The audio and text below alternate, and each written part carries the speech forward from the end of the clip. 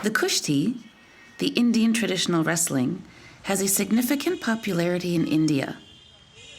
The economic development of India and the evolution of this society did not prevent Indians from remaining committed to this practice.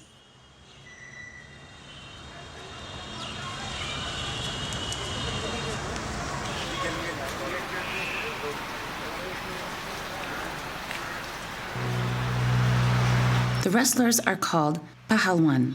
Their ring is a square of ochre, and their behavior is confined to a single-sex cachet canvas.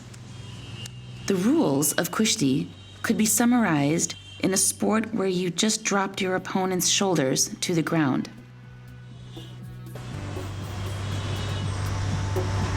A wrestler must get up at 3 a.m., perform ablution, go to the training, and stay there until 8 a.m.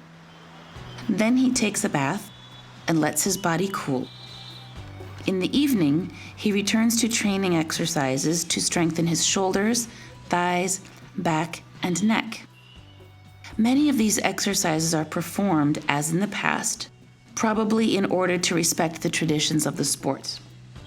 Kushti wrestlers are really proud of their country. Sometimes they are even compared to the great Indian sportsmen. The tradition of wrestling that we practice was born in the state of Maharashtra in 1916. And it is from this state that comes our wrestling. The wrestlers revere the monkey god, Hanuman, and pray regularly. Originally, we were practicing fighting on the ground in the village, and the villagers used to give us money. We did not receive any help from the state. To practice the fighting here, it takes a lot to train and maintain a proper diet. That is what is the most difficult. The best fighters come from the state of Punjab, Haryana, and Delhi.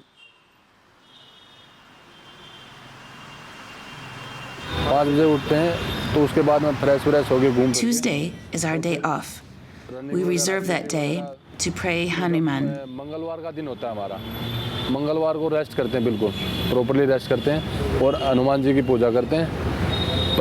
The rest of the week, we wake up at 5 a.m., and after a brief warm-up, we run for 1 hour, stretch, and begin exercises on the ground.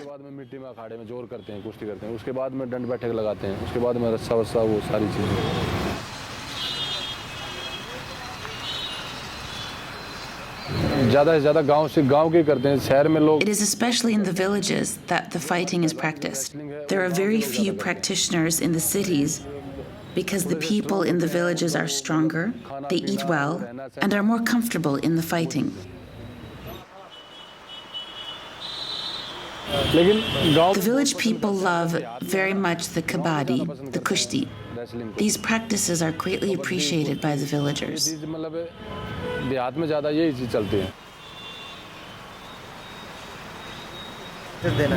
All parents should send their children to practice sports, not necessarily fighting sports, but a sport.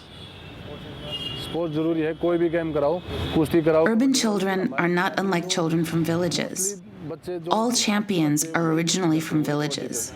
But since this wrestling is represented in the Olympics, wrestlers won some medals and the sport has become more famous.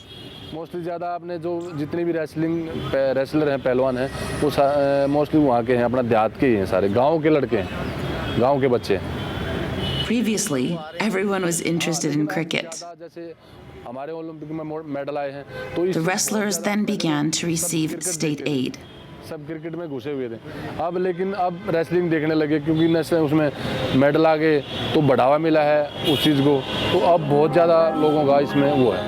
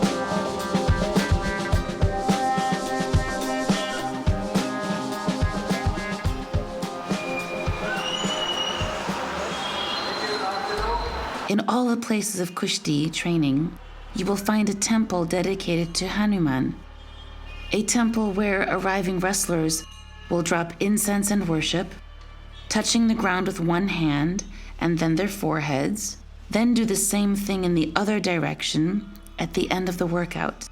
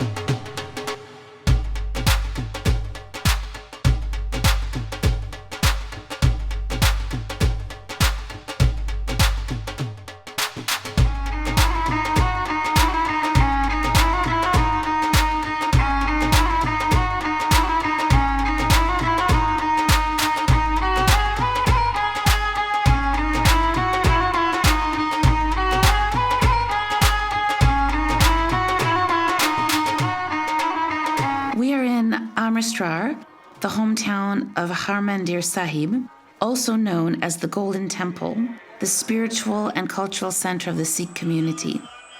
The name Amritsar is composed of Punjabi words Amrit, which can be translated as nectar, and Sar, which can result in pond or lake. We are at the Akal Takht, the Sikh temporal seat. The Akal Takht was founded in 1606 by the 6th Guru, Hargobind Sahib, to compete with the Mughals, who had their seat of power in Delhi. Later, the Guru created a throne and gathered a congregation that brought horses and weapons.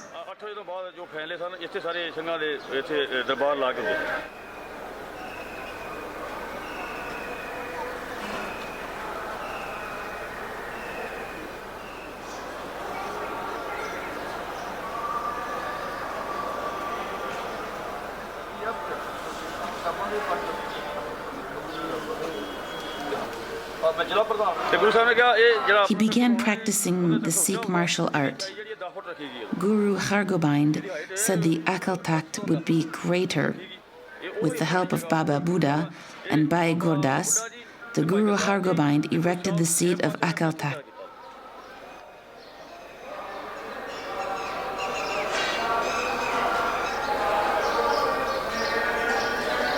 In the 16th century, work turned this place into an important city. The land was purchased from the village of Tun by the 4th Sikh Guru, Guru Ramdas, for 700 rupee. It began in 1573 by digging the sacred pool, which gave its name to the city.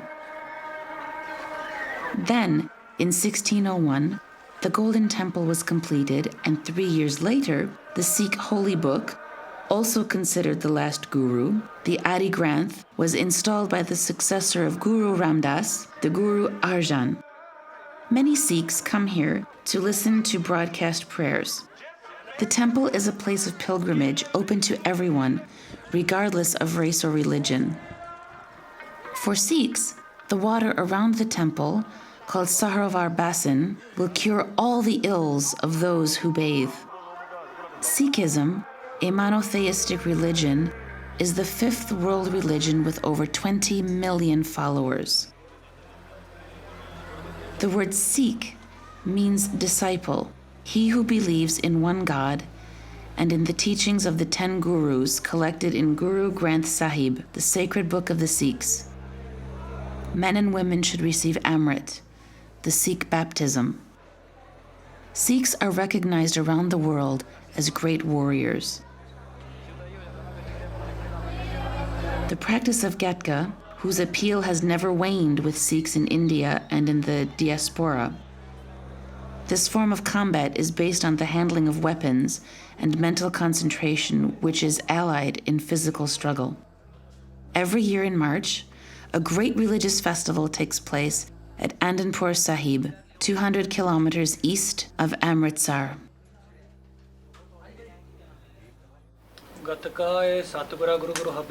The art of Gatka was initiated by Guru Hargobind to teach us to fight the enemy.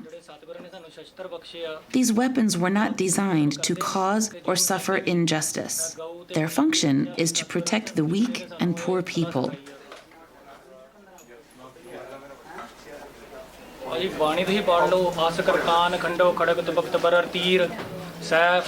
different weapons are mentioned in the Gurbani, the Holy Scripture. One can find his weapons in all Sikh temples.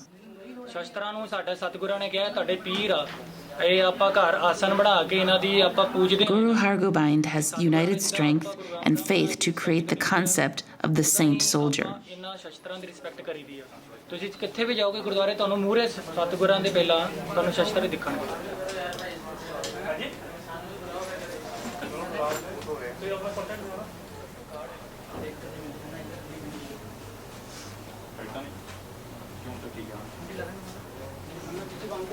A soldier can wield his sword and be unfair. A saint cannot wield with the sword. A saint soldier will follow the path of God and brandish his sword only to fight injustice. Do not sacrifice your hair. The cut amounts to uproot a Nishan Sahib, the Sikh flag. Understand the importance of this. Many sacrifice their lives to not cut their hair. My humble request to all Sikhs is to be baptized, to follow the path of our father, Guru Gobind Singh Ji.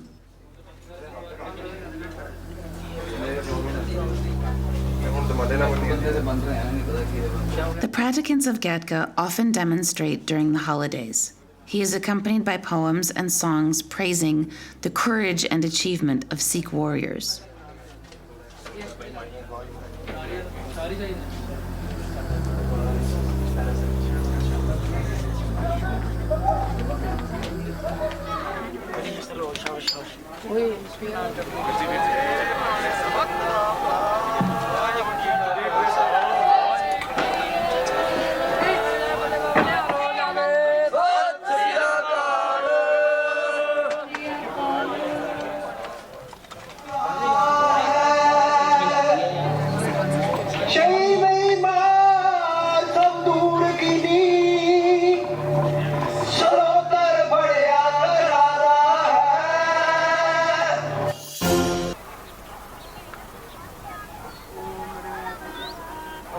Punjab is located in the northwest of India and has an area of 50,362 square meters.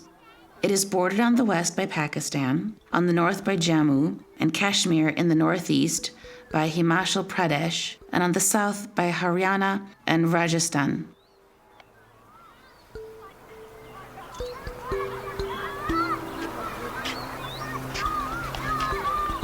Much of Punjab occupies a fertile alluvial plain crossed by many rivers. Northeast of the state are a range of hills that form the foothills of the Himalayas.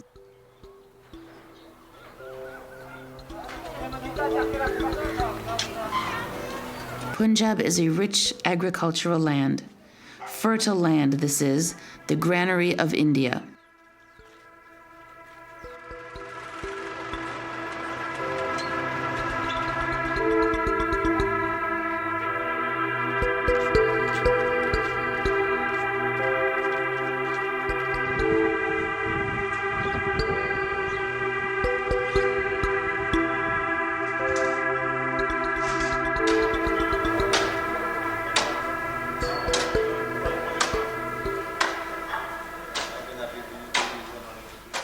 More than a sport, Kushti is above all a way of life from a tradition of centuries. The wrestlers are subjected to extremely strict rules. They practice the Kushti almost every day of the year, even in summer, when the temperature can reach 45 degrees Celsius. They observe a special diet, mainly consisting of almonds, milk, ghee, or clarified butter, and chapatis, the traditional bread.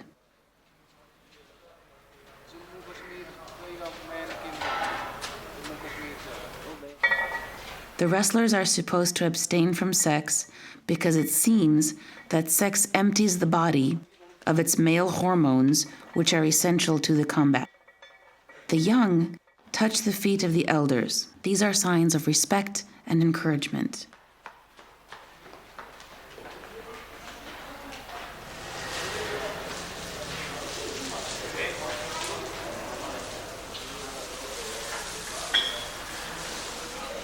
Each of these techniques have a specific purpose to the different muscular developments of the athlete.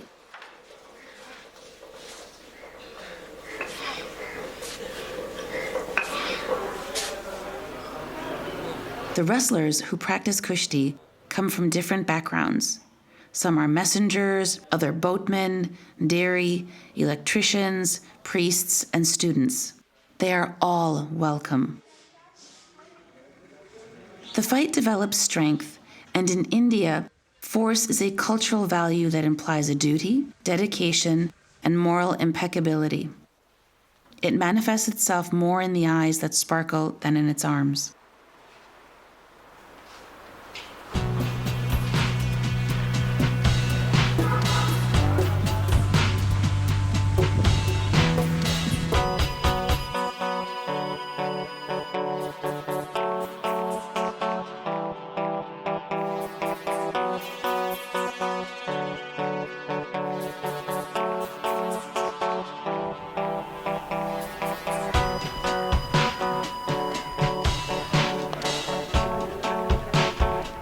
The Kabaddi is a team sport, probably the favorite sport of Indians after cricket.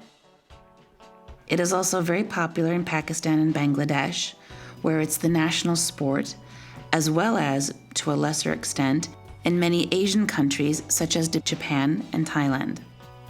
Its name is often chanted during games and comes from a Hindi word meaning hold his breath, significant actions to position itself. In 1936, it was a field demonstration at the Olympic Games in Berlin. 4,000 years old, the Kabaddi has evolved into its modern form all along the 20th century.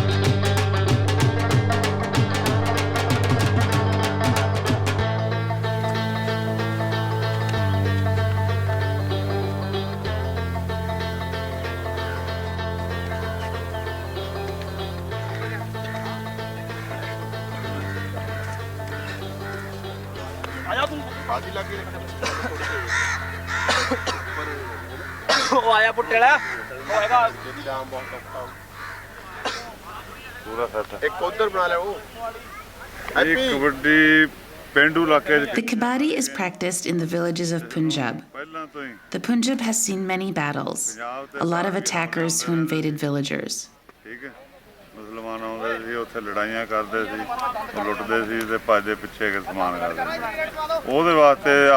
Our ancestors used the Kabaddi to defend themselves and to keep fit and extended to all men.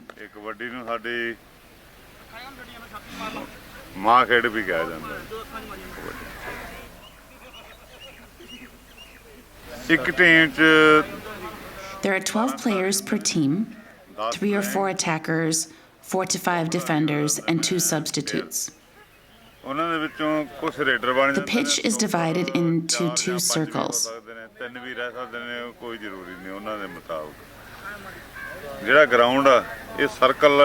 The radius is approximately 20 feet. The team that wins the toss sends a striker in the other half of the field muttering "Kabaddi, Kabaddi" in one breath. His goal is to reach 1 or more opposing players and return to his half without losing his breath in 30 seconds. Those affected by the attacker are eliminated. The goal of the opposing team is to contain the attacker and prevent them from returning to his side until he takes another breath. Each team, in turn, sends a player in the opposing half. If a player goes out of bounds or touches the ground out of bounds, he is eliminated, except in cases of fighting.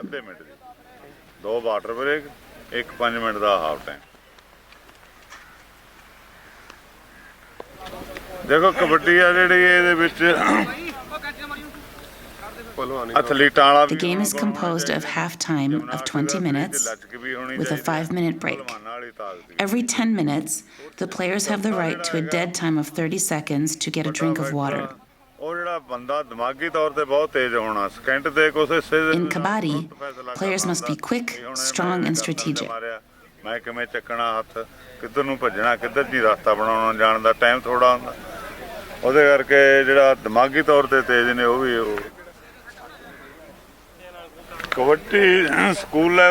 There are several categories in the schools: under 14, under 17, and after that, the national level.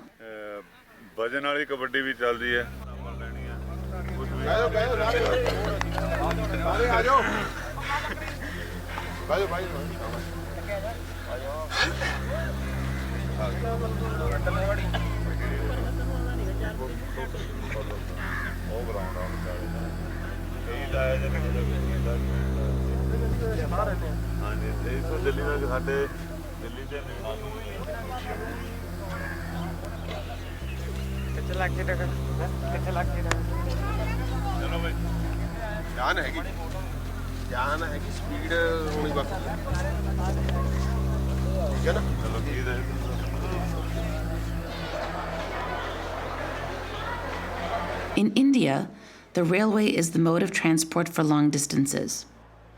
It is provided by the public company of Indian Railways throughout the country.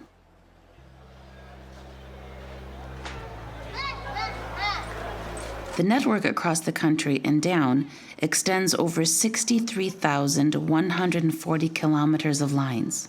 This is one of the biggest and most crowded railway networks in the world, carrying more than 5 billion passengers and 350 million tons of cargo per year.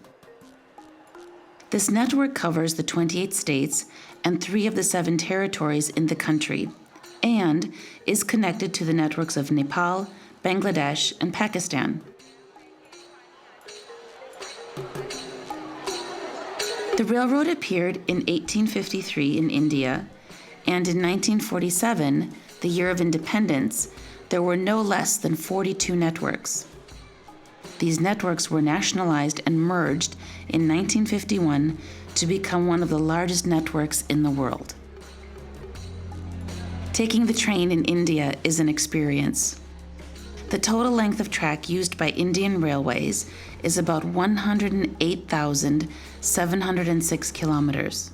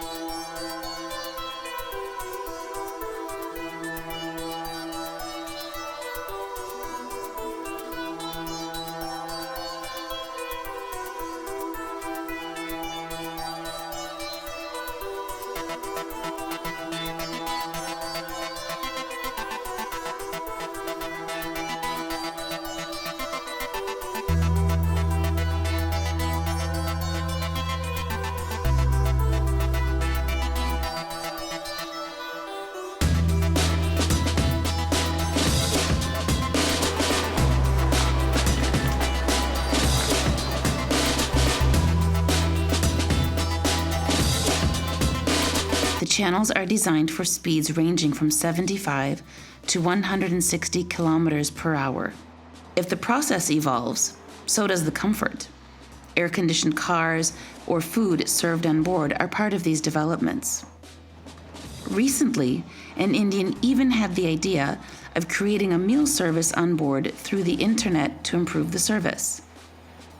Relying on a network of 230 partner restaurants, the web platform allows 8 billion annual passengers the dish of their choice at their seat or at station stops.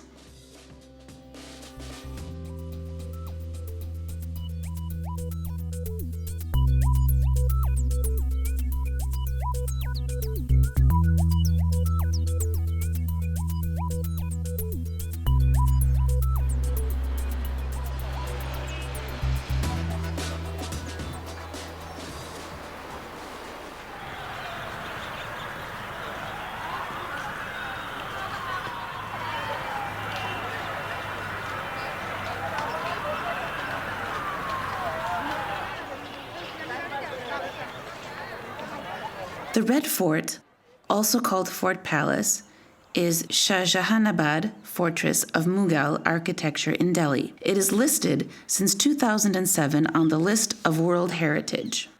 The fort is also the site from which the Prime Minister of India addresses the nation every August the 15th.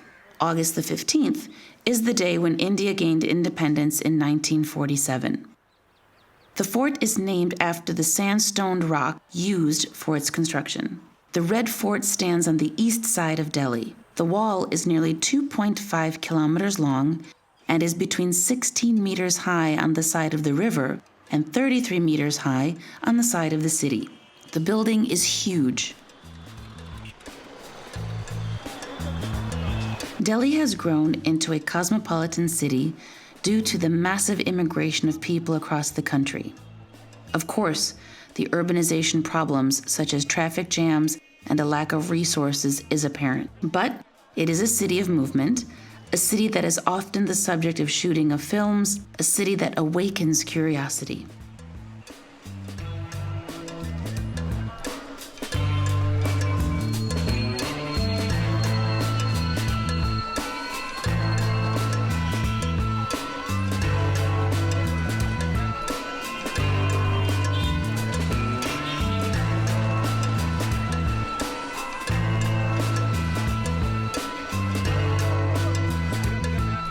The Old Delhi, small streets, welcome a few of the greatest craftsmen. As the jeweler who offers a wide choice of stones and jewels, they also work gold and silver to make exceptional jewelry.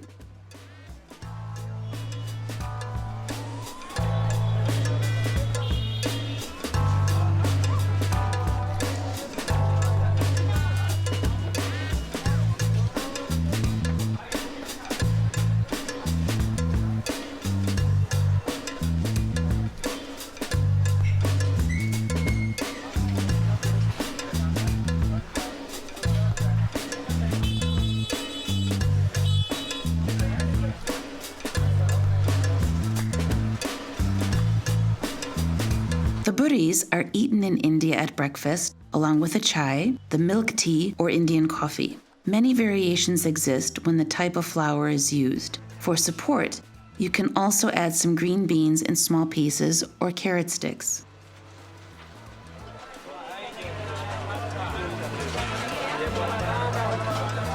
There are also numerous stalls, well known for their traditional food. While they may seem outdated, they are the pride of their owner, especially since many personalities from the political and media world are moving to eat in the stalls for some who have existed for over 70 years.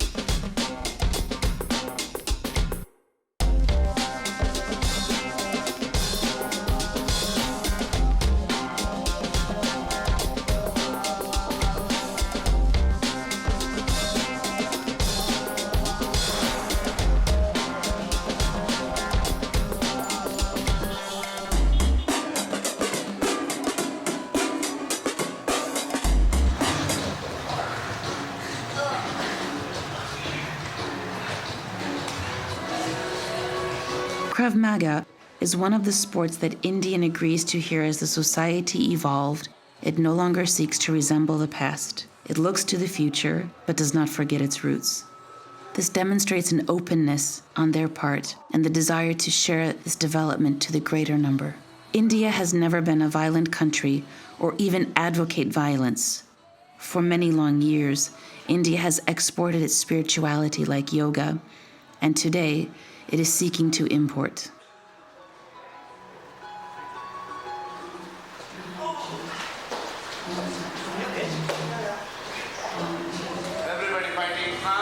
The Krav Maga India team was created by Vicky Kapoor to raise awareness on this highly efficient system of learning and self-defense training, as well as combat.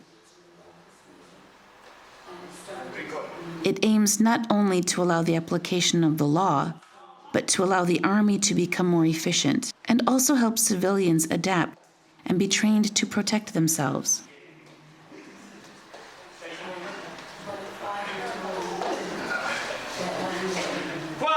It was also established for an important task: the need for training of new teachers, government agencies, and special operations teams around the world, and those in all aspects of the field: civilian, military, law enforcement, VIP protection, air marshals, and many more.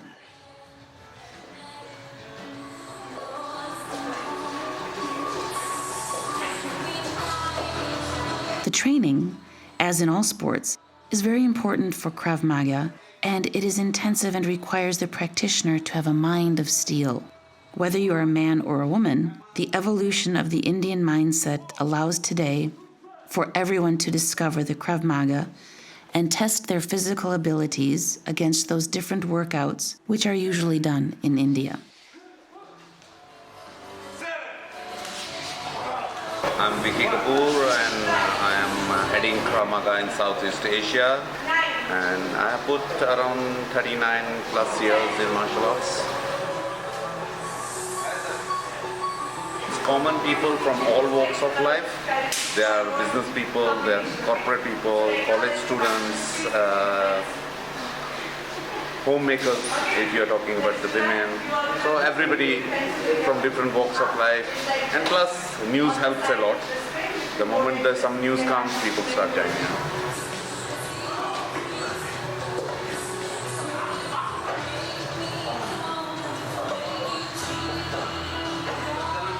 As an Indian society, we are not aggressive by nature. We are peace-loving and very passive people, so it's a very aggressive system, which is, I can say, the best on the street against any attack. It is not based on the strength, it's based on the tactics and very scientifically designed to work under stress.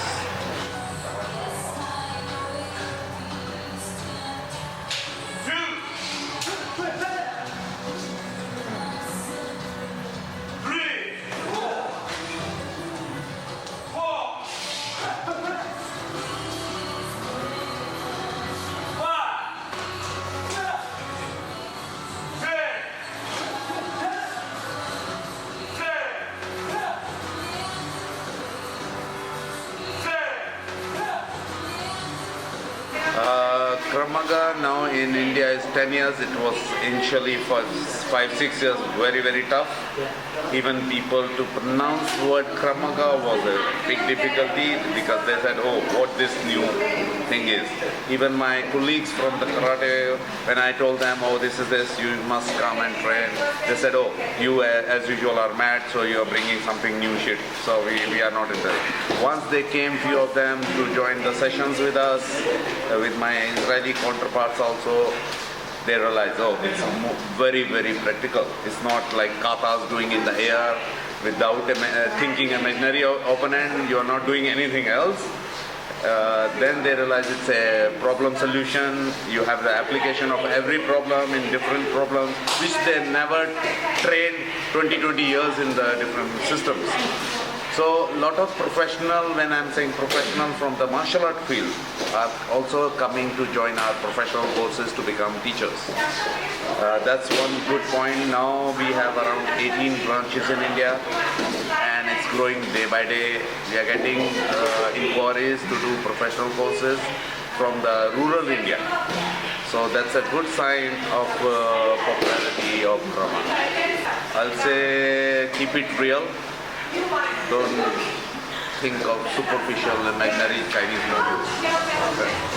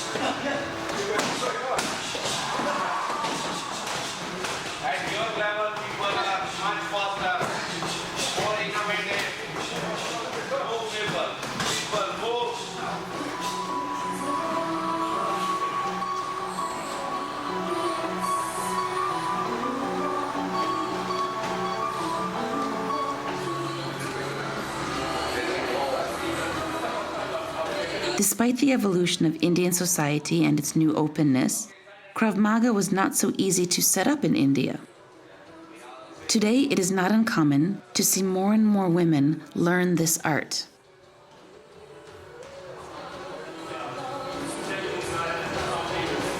Okay, so I've always been doing martial arts since I was like 3-4 years old.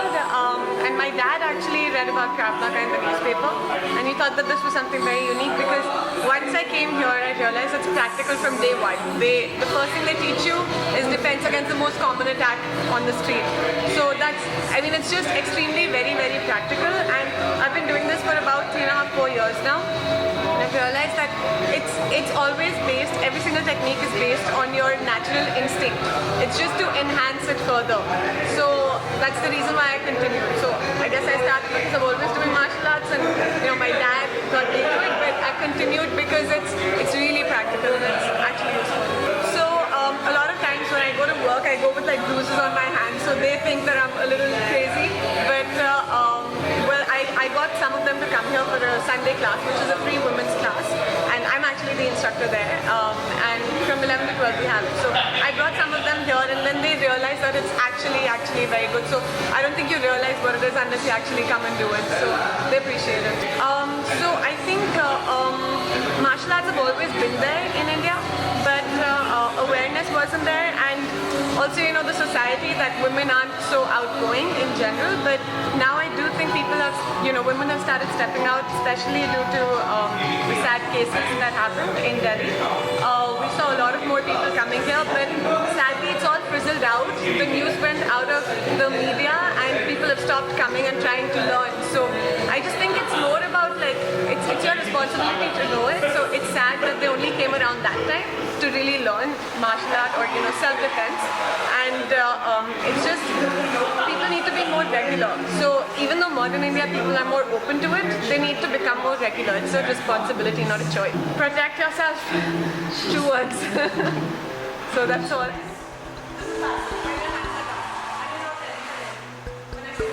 In New Delhi, nearly 70,000 Indian women are enrolled in self-defense programs since 2002, including Krav Maga. Generally, they are organized by private institutions or provided by public bodies, including the police brigade in New Delhi, Violence Against Women.